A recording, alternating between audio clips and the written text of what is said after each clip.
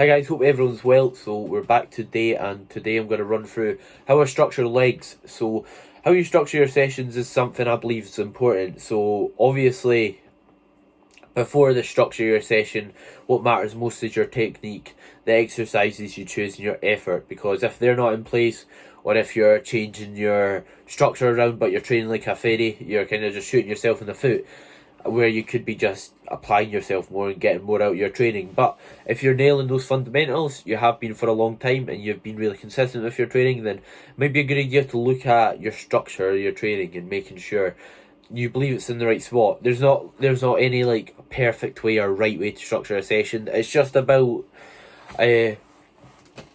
what you believe's best, and I'll try and give you the tools to determine what's best. But for the most part, hopefully it will help you at least have an understanding of why I structure my sessions. So yeah, leg day today, quad focus leg day. I've got pre-workout today. So today I'm taking, I don't even know how you pronounce that. We'll go with Jim, because his name's Jim, I think. So yeah, this one's really good. Nearly out, but I like to try and save my caffeine for when I'm training legs, because you don't really need caffeine when you're training arms. Same with when you're training upper body. It's not that essential. So I try and keep it low, or just have no caffeine at all on my upper body days. Unless, see, if I'm feeling tired, like I will have a pre-workout if it's early, or just even half a serving, just because there's nothing worse going into the gym and just having that tired, like groggy feeling about you, because I don't know, you just go in, and how do you think the rest of your session is going to go if you're sitting yawning when you're like going in the gym? So yeah, don't mind taking a pre-workout if I need one. But yeah, that's why I try and limit it, so when I actually need it, it's there as a tool. Because if I already take a full scoop every session, then what am I going to do when I'm tired?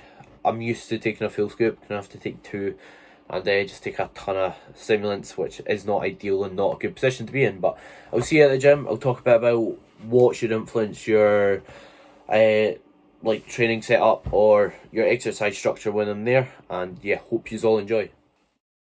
Alright guys, so first up, before the leg extension, I actually had the adductor. So the reason why the adductor's first is, same with the leg extension and hamstring curl, they're my first three exercises. I don't think they really bring about that much fatigue, or in other words tiredness. So those who don't know, fatigue basically masks our performance and makes us perform poorer. So if I had really fatiguing movements first, they would have a knock-on effect to the rest of my session, whereas these, they provide a good stimulus or good stress on my muscles without really fatiguing me. So there's no reason not to have them first, really. Yes, you might not perform 110% on the other movements, but I don't think it's the end of the day, because if you do lift slightly less, as long as you're progressing that in the long term, then that's perfectly fine. So there's no problem with that at all, and it gets your joints nice and warm before lifting a lot of heavy weight. So in theory, you could argue it is just a bit nicer and safer on your joints. As well as that, when I have them after like compound movements, I won't be able to focus due to being fatigued. So having them first means focus isn't an issue, and I just make the most of those sets. Also, with like the leg extension hamstring curl, see when like you fully straighten your legs on the leg extension, or fully curl your legs on a hamstring curl, this is harder to do when those muscles are fatigued.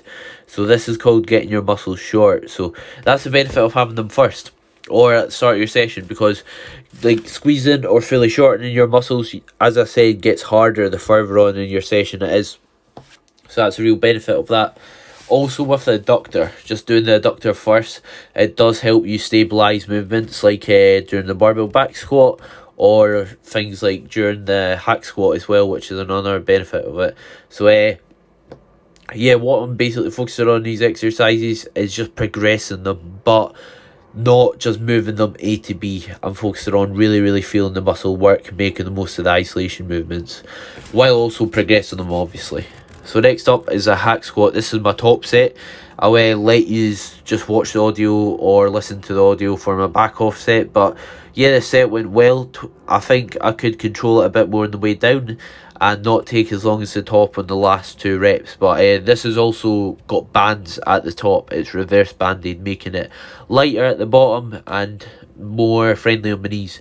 And the reason why this is after the free isolation movements is, yes, if I have a lot of movements beforehand, I can still benefit from them, but I want to prioritise this to an extent, because if I get really strong and really good at this, it's going to have a lot of bang for my buck, or it's going to be really, really, really rewarding. So I don't want to stick this at the end of my session.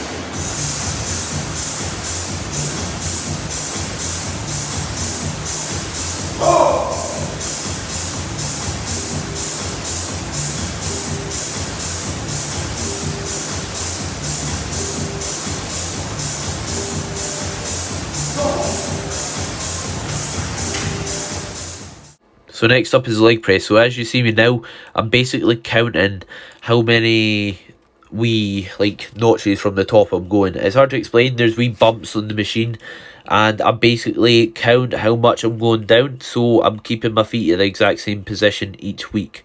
So it's standardised, or the exact same. The reason this is after my hack squat is I like to basically bunch my leg work compounds together. You don't want your compounds at the very, very end potentially, because you're going to have no energy left. So yeah, it would be a bit overkill having them at the end. And to be fair, there's not a major reason why this is right after the hack squat, why they're this way around. It doesn't matter too much at the end of the day. Your exercise order does matter, but first is training intensity and making sure you're training with good form. That comes before anything. So yeah, I'm just making sure this is here, so I'm not got basically no focus, and I'm going to be able to apply myself for the set. So as you can see better here how I'm counting how far down on the machine I'm going, so my leg stays in the same spot. So reason to have single leg after this, again, just so it's not at the very end, so I'm actually going to be able to apply myself here. And as well as that, I don't really want to be doing single leg work before a hack squat or leg press, because I think I'm going to get more benefit out of the previous two exercises, to be fair, and I want to prioritise them. So your order is all about what you're trying to prioritise. So if something's last, you're not going to make the most of it. So prioritise what you want to improve the most, or you think's more valuable for you during your training at the moment. So after this, I did actually have some ab work and calf work, but I didn't quite get that recorded. Alright guys, hope you found that insightful. At the end I did do the seated calf press or calf raise, whatever, just basically training my calves on the seated leg press, and then after that I finished off with just a cable crunch, so just working my core, and then I do 3 sets of biceps at the end. But to be honest, forgot to record them. So the reason why they're last is just basically because they're not, well, it's not that they're not important, but you don't need a ton of energy to do that. Whereas if I put the hack squat last, for example, then I'd just be knackered. I wouldn't make the most of it, if that makes sense. So although it is good getting isolations first, so they've got their focus, I'd rather give the hack squat and the leg press a lot of attention, and I'd rather be able to train intensely and as hard as I can when I'm doing those movements. And then as the session goes on, you'll not be able to focus as much, you'll not be able to train as hard,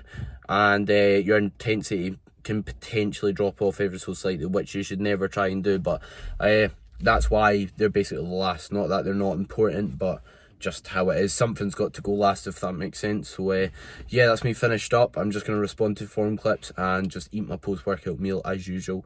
And yeah, hope you found it insightful. I'll probably catch you later if I've got anything else that I'm doing today. If not, I'll wrap it up later anyway. Hi guys, so we're just going to wrap the video up here. So it's actually the next morning. I've just finished filming the podcast or recording the podcast that will be out tonight, so keep an eye out for that. It will be out by the time you've watched this, but yeah, if you've not listened to it, tune into it if you want.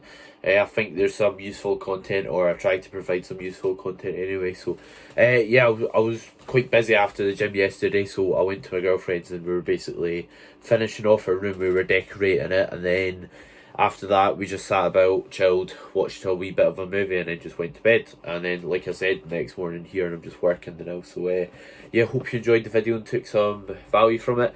If you did, feel free to like, subscribe, leave a comment if you like. Obviously help the algorithm. And yeah, thank you very much for tuning in, and hope everyone has a great day.